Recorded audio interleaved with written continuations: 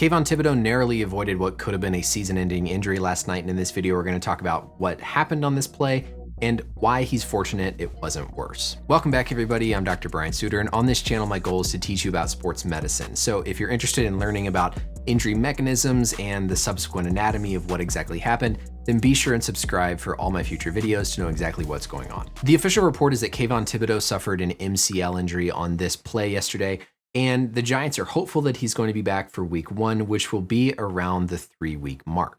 MCL stands for medial collateral ligament. Medial because it's going to be on the inside portion of the knee, and collateral because it's on the outer sides. I've got it shown here in green, and this is of course the ligament that Thibadeaux injured. So if we go to the play where this occurred, imagine that that MCL ligament is sitting here on the inside of his knee.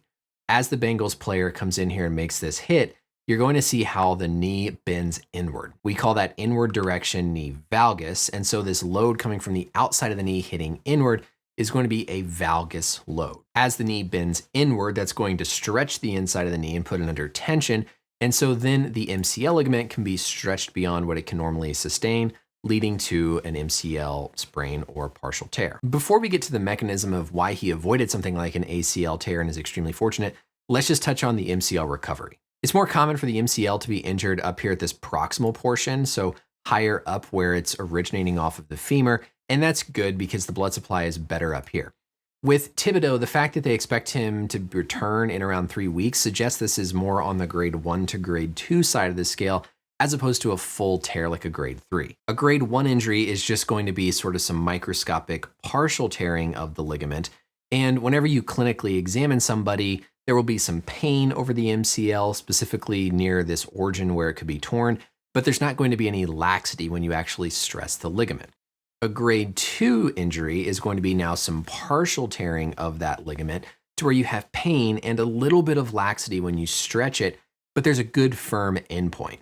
A grade 3 is going to be a complete tear where there's both pain and complete laxity of that ligament whenever you stress it on exam. 3 weeks is appropriate for a grade 1 injury, but if there is some degree of laxity here, then I would not expect him back at week 1. Then we're talking more like 4 to 6 weeks. The MCL is supporting the rest of the knee, and so if you return too soon from an MCL injury, you put yourself at higher risk of something like an ACL tear, and if there is some laxity and it heals in a stretched position, you can have some resultant instability in the knee, which can lead to further problems. As I hinted, Thibadeaux is extremely fortunate because a couple of things could have changed about this play that would have made this injury much more severe and could have torn his ACL. First of all, contact ACL injuries, meaning somebody hits the player's knee from the outside just like this, typically occur when the knee is in more of a straight or extended position.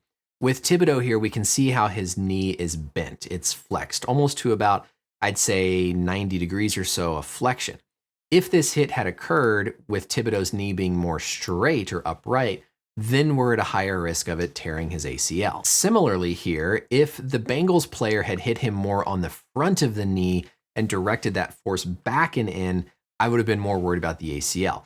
But you can see how he almost hits him in such a way that it forces Thibadeaux's knee to go forward into a little bit of more flexion here as the Bengals player is on the back side of his calf.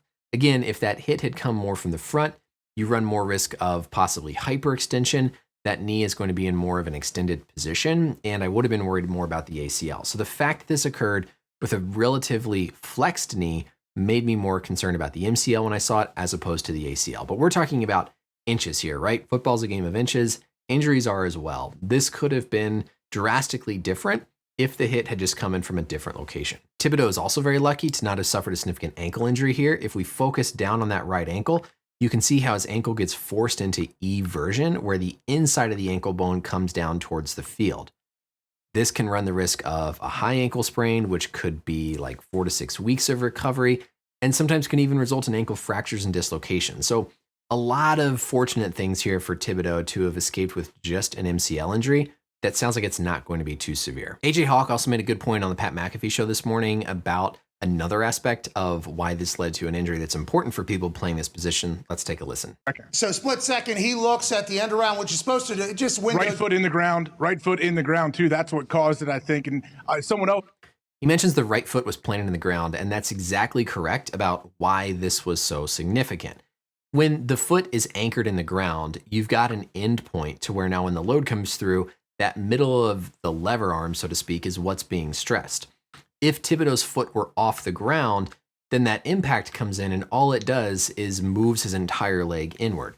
But when the foot is anchored, you run the risk of that force going through the ankle. You deliver that force through the ligaments of the knee. And so if you're in this position, having that awareness as best you can to lift the foot off the ground removes that anchor point and minimizes the torque and the force going through the knee and the ankle. That's it for the video, everybody. Let me know as always any questions or comments down below. And until next time, we'll see you later. Bye.